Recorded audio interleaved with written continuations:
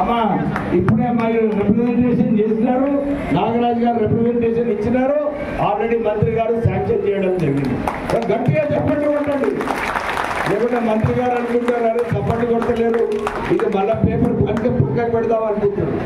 మీరు మంచిగా చప్పట్లు కొట్టినప్పుడు ఉంటుంది. ఆ అక్క బస్సు అడిగి అమ్మ బస్సు వచ్చిందా అది మరి చెప్పవు, నవ్వేది మరి మంచిగా నాకు చప్పట్లు కొట్టండి. ఇప్పుడు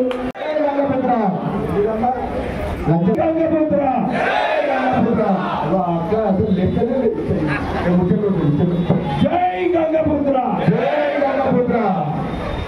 వాళ్ళకు ఒక మంచి ఫిష్ మార్కెట్ కావాలంటే వాళ్ళు ఏమన్నారు, మంత్రిగా ఉన్నందుకు నేను ఇంటర్నేషనల్ ఫిష్ మార్కెట్ మన షేక్పేటలో చేసినందుకు మనమందరం మళ్ళొకసారి గట్టిగా చప్పట్లు శ్రీహరి కనుకుంటాను.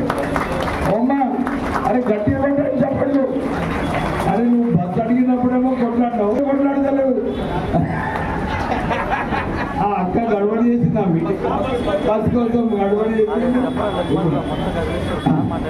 జై గంగపుత్ర.